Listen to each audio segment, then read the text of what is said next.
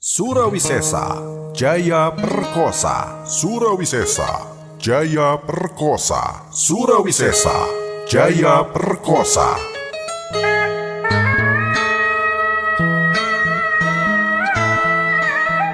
Bismillahirrohmanirrohim. Sampurasun wargi-wargi sadaya. Waluya dongeng Sunda. Waluya dongeng Sunda.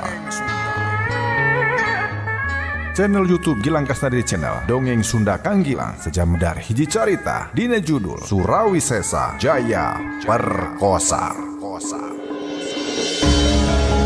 Lalampahan Prabu Surawisesa, Raja kedua Pajajaran tahun 1520 hiji tepikeun ke tahun 1535 Masehi, ngarasa gagal dina ngurus nagara. Ambar hayat ngarasa jamuga diurus ku ibu raja. Sabab salian ti wilayah Pajajaran beuki ngaheuretan. Kehidupan sosial ekonomi rakyat beki nyerorot. Kurang Cirebon, Pajajaran diboykot dibere hak melian hasil laut kayanin petis, terasi, uyah jeung lauk asin. Kulantaran kitu, ekonomi kaganggu, rakyat jadi balangsa.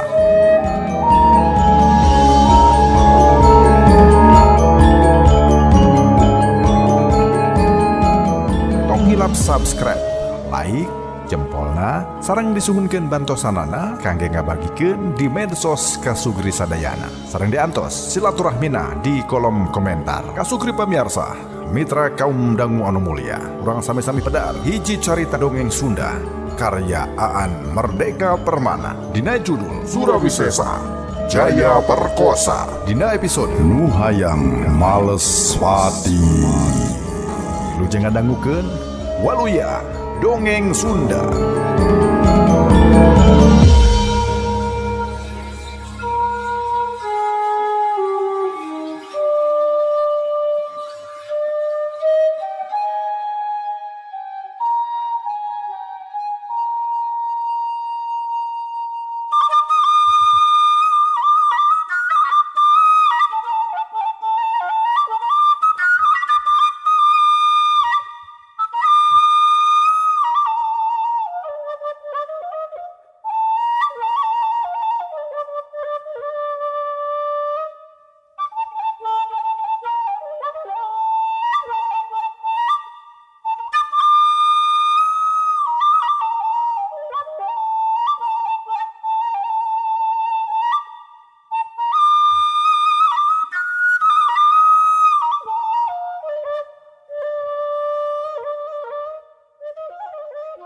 Aji mantri anu dikawal ku Eyang Jaya Perkosa.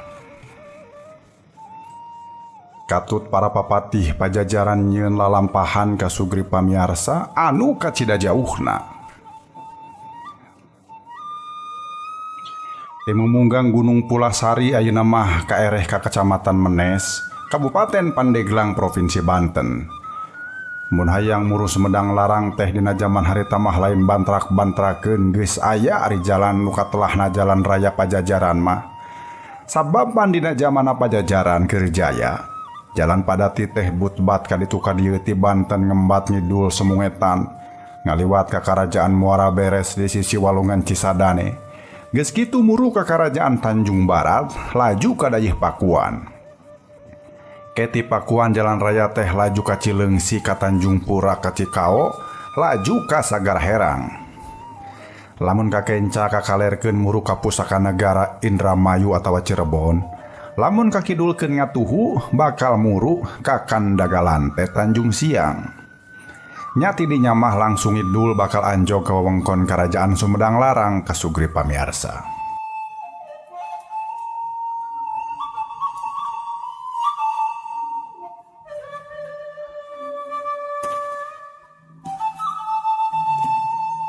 Tapi rombongan Eyang Jaya Perkosa jeung Raden Aji Mantri teh henteu mapa-mapa jalan resmi. Ari sababna apanan sababaraha wewengkon anu tadina bogana Pajajaran mah geus dikawasa ku musuh. Model Karajaan Muara Beres, Karajaan Tanjung Barat, Sunda Kalapa eta mah geus dikawasa ku Banten. Pon kitu deui wewengkon Tanjung Pura atawa Kiwari mah Karawang geus dikawasa ku Cirebon. Pon kitu deui wewengkon Sagara Herang geus teu dikawasa, maksud teh Sagara Herang geus dikawasa ku Cirebon. Ieu rombongan dina hayang muru Sumedang larang teh henteu ngagunakeun jalan anu resmi, tapi asruk-asrukan neangan jalan anu rumpil, anu susah, anu sakirana teu bisa kanyahoan ku musuh. Rombongan teh milih jalan Pakidulan, mimitina muru Labuhan Ratu kiwari mah Pelabuhan Ratu. Geus kitu mapai leuweung gerotan sisi basisir ka tebeh wetan nyaeta ka Tegal Buleud. Basa anjong ke basisir Tegal Buleud Aji Mantri ngajak nu sejen sangkan reureuh heula sakedapan. Sabenerna lain hayang mepes kesang, lain hayang mepes kesang tapi hayang ngumbar katineung. Tegal Buleud teh jang manehna mah ngingu hiji katineung sanajan ukur paninengan pait ka sugri pamiarsa. Harita basa rombongan raja diuber-uber ku musuh mimiti dayeuh pakuan. Nya lajuna teh ka wewengkon Pakidulan anjog di basisir Tegal Buleud. Ayeuna aya di wewengkon Kabupaten Sukabumi. Prabu Seda harita ngajak rombongan pikeun mentasan lautan, ngungsi ka hiji pulo kosong tapi masih bogana pajajaran keneh. Sadarea satuju malah harita keneh nyeun parahu badag anu sakirana mahi jang ngakut ratus-ratus pangungsi. Ngan bae hiang sebutan Gusti Nu Maha Suci keur urang pajajaran, gaduh rencana anu benten ka sugri. Samemeh bisa balayar ka sisi datang angin badag pon kitu diombak ge ngagugunung.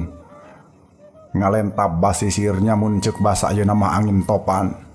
Parahu badag anu meunang nyeun sahese-hese teh burak-rakan ka sapu angin topan. Ngungsi ka pulo kosong di tengah laut kidul teu laksana kiwari mah eta pulo teh anu katelah. Eta pulo baheula teh anu baheula kaereh ka pajajaran teh katelahna Pulo Christmas asup ka wewengkon Australia. Prabu Seda anu abur-aburan alatan haben dikukuntit ku musuh akhirna mah cumarios di basisir Tegal Buleud.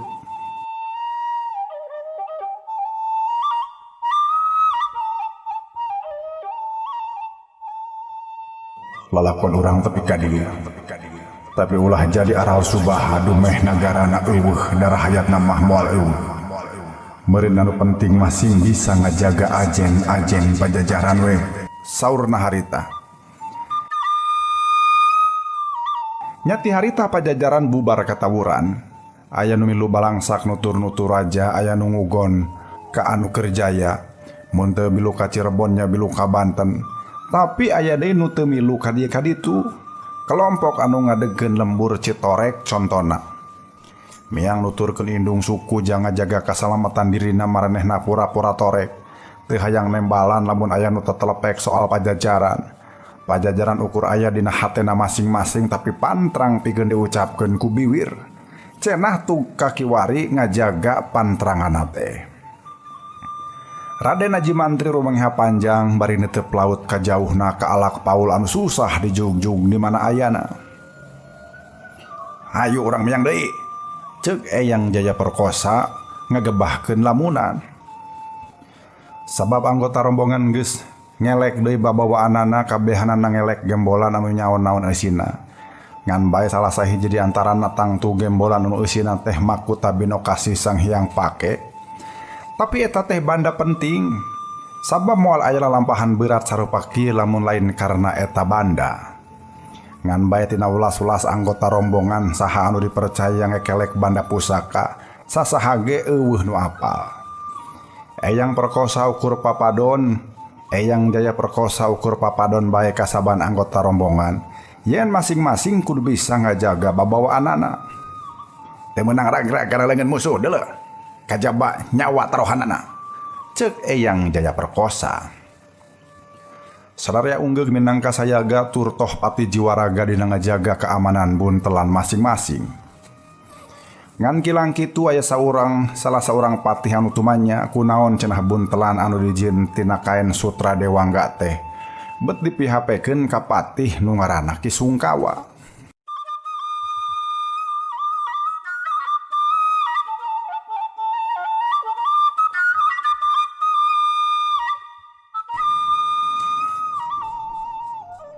Nah naon dosana si Sungkawa make jadi omongan pedah mama buntelan alus, ceuk Eyang Jaya Perkosa. Paradun cenah si bade nyaroskeun awon Eyang Prabu, namun pan ke Pati Sungkawa teh sepuh Teu cueut ke hareup balias ulah diwadalkeun ka musuh. Beti piwarangnya nyadak banda penting, ceuk salah saurang papati. Adanya kitu Ki Sungkawa tu genah malah langsung cengkat ngajak ijen. Atuh hayu urang ijen. Pikeun nangtukeun saha nu leuwih bisa ngajaga keamanan ieu buntelan. Nah sia atawa aing. Ki Sungkawa anu umurna geus ampir 100 tahun eje geler ngajak ijen. Ngajadog sia Sungkawa. Eyang Jaya Perkosa nyentak atuh Ki Sungkawa eureun eje gelerna. Nya aing nyaho kabeh jalma nu hayang dipercaya mamawa buntelan anu pangpentingna. Tapi jang danget ayeuna aing ukur percaya ka Si Sungkawa. Teu kudu ditanya, nah aing percaya manehna. Ceuk Eyang Jaya Perkosa. Nu aya eueuh nu wani ngabantah atuh ari geus kitu mah jug rombongan teh ninggalkeun basisir Tegal Buleud. Kasugri pamiarsa mitra kaum dangu anu mulia ieu lalampahan teh bisa disebutkeun hiji pagawean anu pinuh ku marabahaya. Lain bae kudu nyorang jalan anu hara-haraeun anu bakal loba satogalak tapi oge teu mustahil bakal dipegat-pegat ku sabangsa karaman atawa sabangsa anu hayang ngakalakeun kasalamatan jiwa maranehna. Sangkan sararea henteu nyalahan buktina di hiji jalan leutik. Sangka anak sararea teh henteu nyalahan buktina di hiji jalan leutik tengah leuweung luang liwung teu pupuguh rombongan teh geus aya di tengah kepungan puluh-puluh jalma. Eyang Jaya Perkosa nitenan rata-rata marake pakaian sing sarua hideung diiket hideung. Awakna rata-rata haralung jangkung beungeutna kereng sabab godegna ampir tepung jeung janggotna. Kumisna baplang jeung panonna ting buncelik. Malah basa ngepung-ngepung teh kabehanana geus ngalugas bedog maniting gurilap. Ngan mireugeuh kitu Eyang Jaya Perkosa teu gimir teu ringrang. Sumawona hariwang malah mabatan risi malah ngegorowok sangkan baladna narajang ti heula. Di parentah sarupa kitu ulasan papatih Pajajaran teu ngengkekeun deui. Geuwat narajang ka hareup ngagunakeun jurus nu katulahna asu maliput. Ieu teh salah sahiji taktik tempur Pajajaran tina 20 taktik anu dicatat dina naskah Siksa Kandang Karesian. Pajajaran kuat teu dielehkeun ku musuh saupama dina Bitotama. Musuh tuhu kana etika paperangan dina zaman harita nyaeta perang adu hareupan. Kapan dina zaman Surawisesa ge nyaeta nu ayeuna ganti landian jadi Eyang Jaya Perkosa. Salila 14 tahun mimpin nagara 15 kali Eyang Jaya Perkosa ngayakeun peperangan ngalawan kerajaan Cirebon jeung Tekung Si Eleh. Eleh nama ku urang Banten. Sabab perangna main bongohan hiji taktik anu ayeuna mah katelahna taktik gerilya nyaeta ngajorag sacara demit jeung kabur ti pangperangan sacara demit deui. Ayeuna ulas-ulas jalma nu awakna jalugjug jangkung jeung beungeutna kararang. Tapi ari dina narajang musuh mah tetep teu ngabongohan hartina lamun kieu para patih Pajajaran manten maksud teh para patih Pajajaran manten ieu bisa nyanghareupan ku taktik tempur deui. Asi maliput teh taktik niru-niru sabubuhan anjing ngarawak bagong. Sabubuhan anjing kudu sanggup ngepung bagong tapi teu bisa lumpat tina kepungan. Saliwat mah mungguh aheng manya jalma welas-welas eudeuh ngepung lawan anu jumlahna jauh leuwih loba. Ngan bae ari Eyang Jaya Perkosa mah percayaeun pisan yen para urut papatih Pajajaran bakal bisa ngepung lawan anu jumlahna loba ku kepungan anu jumlahna saeutik. Ieu kayakinan dicekel sabab sanggeus mireungeuh gerakan lawan.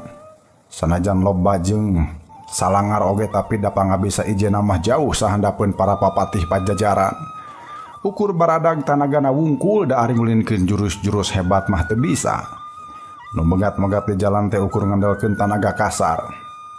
Geuwat bereskeun. Eyang Jaya Perkosa geus marentah deui. Anggota rombongan oge narurut pisan sanggeus nampa eta parentah sawareh laluncatan ngaluhuran embun-embunan lawan. Sanggeus aya tukang ngeunanangan habek ngababukan punduk musuh.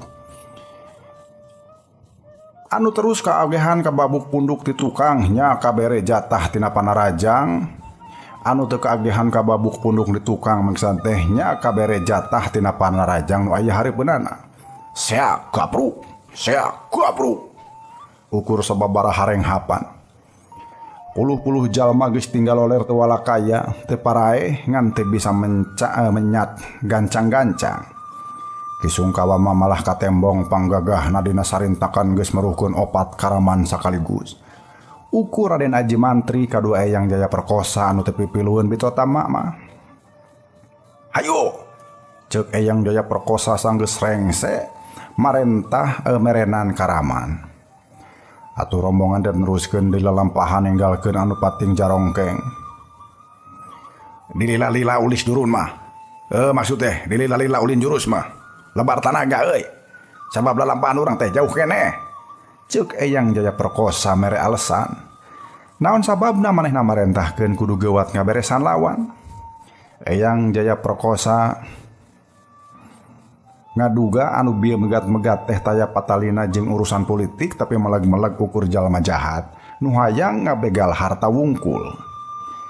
Dina zaman warit sarupa kieu di mana urang pajajaran teu boga nagara, teu boga pamimpin marenah mun sakumna jalma neangan tareka hirup ku carana masing-masing. Nu awakna bedas loba kabisanya cara mertahankeun hirup teh ku cara mamerkeun kadugalanana. Nu hengker kudu ngelehan ka anu dugal kajabat teu hayang salamet.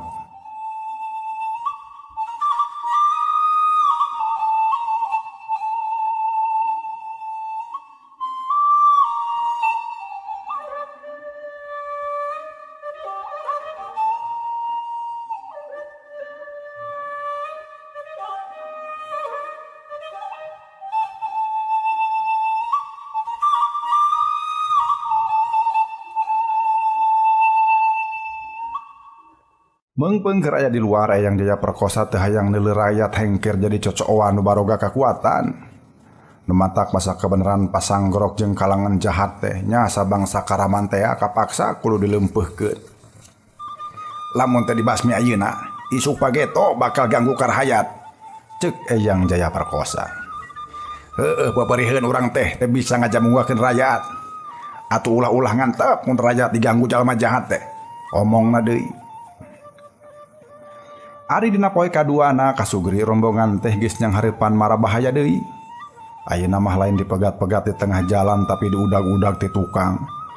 Mimitina Eyang Jaya Perkosa ngaduga yen anu nyusul ti tukang teh baladna karaman anu dipeupeuhan dua poe ka tukang.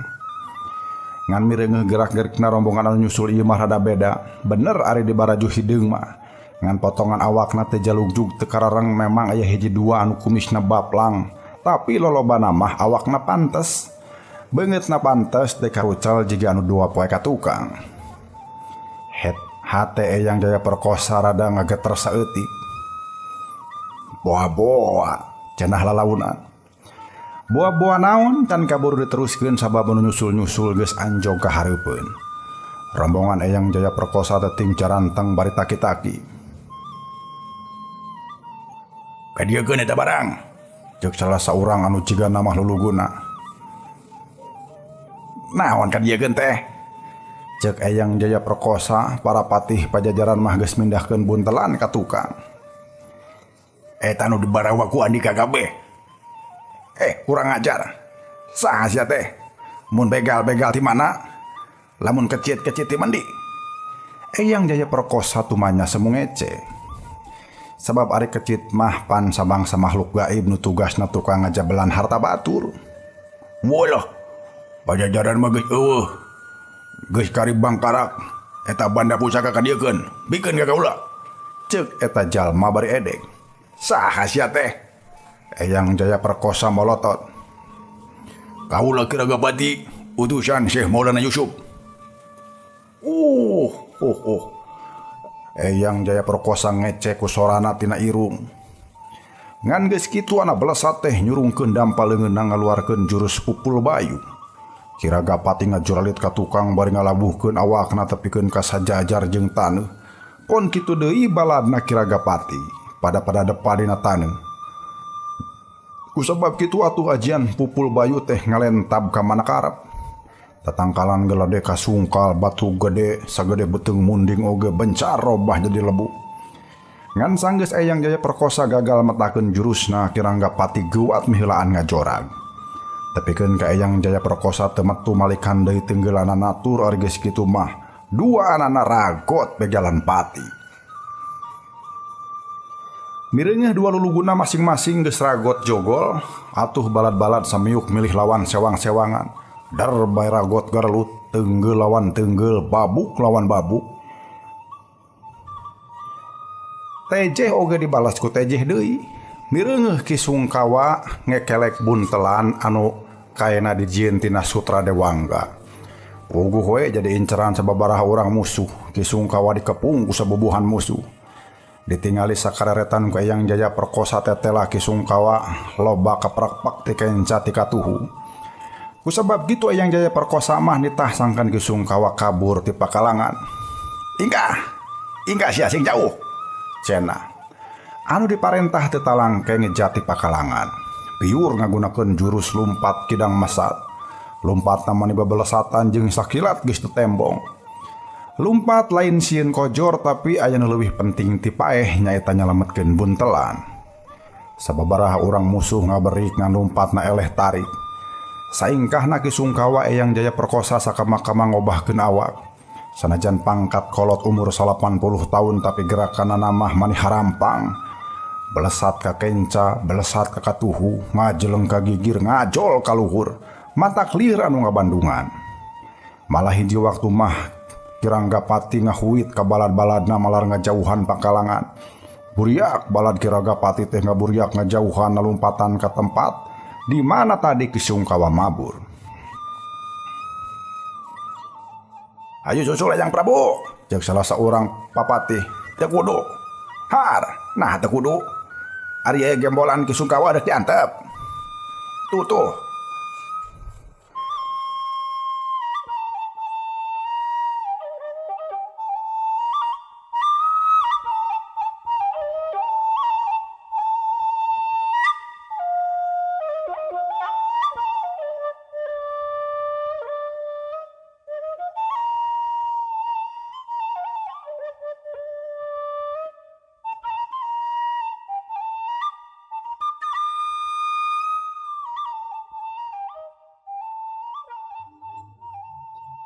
Teu ngarasa hariwang deui.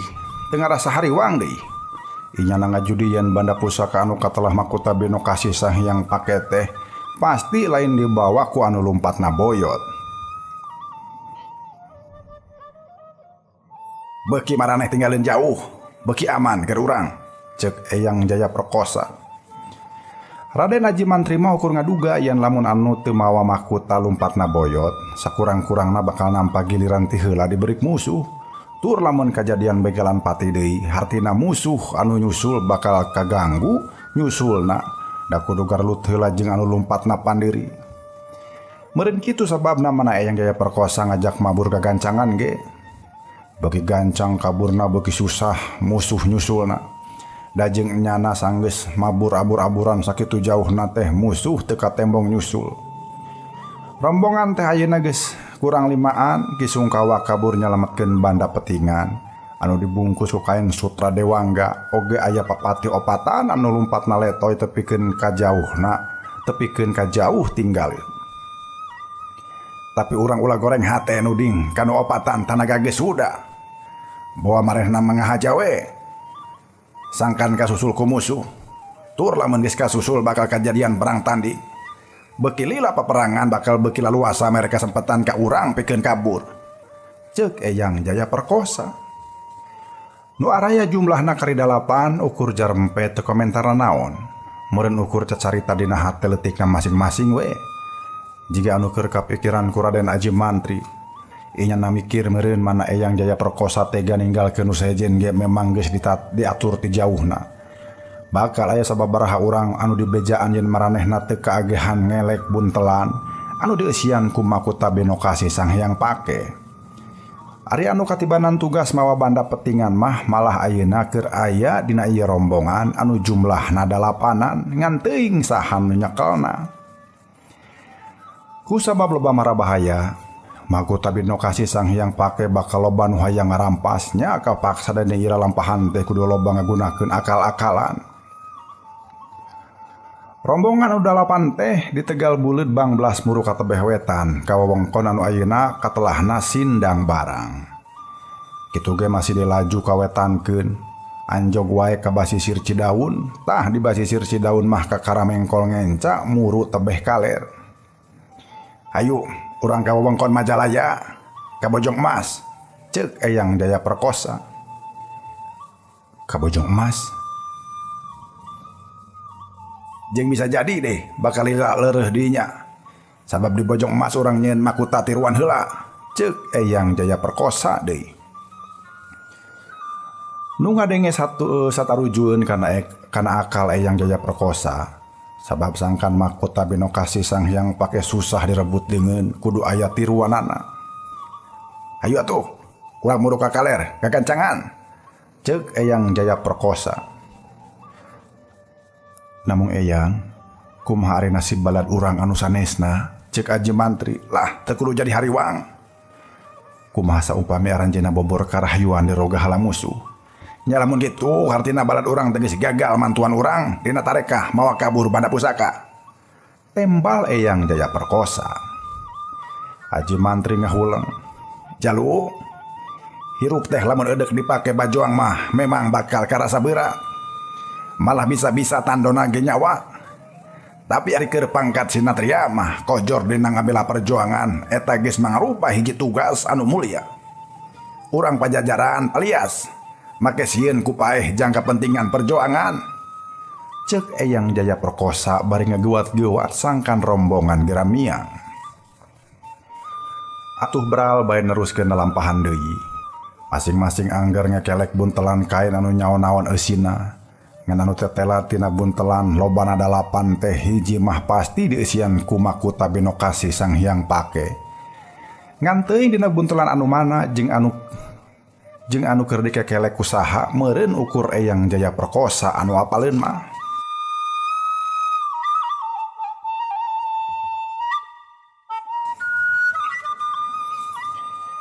Ari Bojong Emas teh sebutan zaman Kibuari. Sabab dina zaman harita mah katelahna teh Purna Hyang, dumeh di dinya aya candi Hindu katelahna Purna Hyang. Sameme aya Pajajaran tepikeun ka taun 1452. Wilayah Purna Hyang teh kaereh ka Karajaan Galuh, sabab candi ngadegna di sisi Citarum wilayah tapel wates Galuh. Tepikeun ka zamana Prabu Surawisesa mah candi teh masih tetep fungsi. Prabu Surawisesa sababaraha kali kungsi ngontrol ti dayeuh Pakuan ka Purna Hyang. Ngan bae sakali ge nyana mah laralah haloho ka jero candi angot make kudu milu sambeang mah. Ari nu jadi alasan raja-raja Pajajaran mah kabeh ge teu muhit kana arca. Ari sadengkeun di candi Purna Hyang aya arca Dewi Laksmi anu jadi sesembahan utama nu agamana Hindu. Prabu Surawisesa teu nyembah arca sabab mun disembah Hyang nyaeta hiji kakuatan anu samakta anu katingali tapi karasa kawaasna, anu teu katingali tapi karasa kawasana. Bawi rasa kitu ari Prabu Surawisesa katut sakur Raja Pajajaran mah tetep nenden hormat kana agama nu kumaha bae oge. Prabu Surawisesa mah remen ka ieu tempat teh bane bae wilayah Purna Hyang. Pajajaran ngadekeun pusat latihan militer ka Sugri. Lian ti kitu di wilayah Purna Hyang oge diadekeun Kamasan nyaeta pusat industri tina emas. Ieu industri emas teh lolobana nyieun perhiasan jang para raja kaasup nyieun mahkota raja. Malah bejana sawatara kerajaan di Asia Tenggara oge mesen mahkota raja teh ka dieu. Salila Pajajaran aya candi Purna Hyang kajaga keamananana, tepikeun ka urang Sunda nu muja Hindu hirupna katang tayungan. Keur mah teu jauh ti candi Purna Hyang apanan aya pusat latihan militer. Ngan sanggeusna Pajajaran burak, keamanan oge jadi teu kajamin adegan candi Purna Hyang diburak-bari ku karajaan anu harita keur jaya. Dewi Pramatasari parawan jakekan anu pamungkas mingpin eta candi dipaehan di sisi Citarum sabab tetep baha kana kahayang anu keur kumawasa. Pon kitu deui pusat latihan militer jeung pusat industri emas sarua diburak-barik. Lamun mah beh dieu eta wewengkon katelahna Bojong Emas sabab rakyat eta tempat kalan-kalan sok manggihan perhiasan tina emas ka kulub ku bumi. Pusat industri emas geus teu aktif, Tapi ari para ahli namah tetap araya keneh sanajan geus teu sibuk nyarieun perhiasan emas jiga zaman Pajajaran Gerjaya.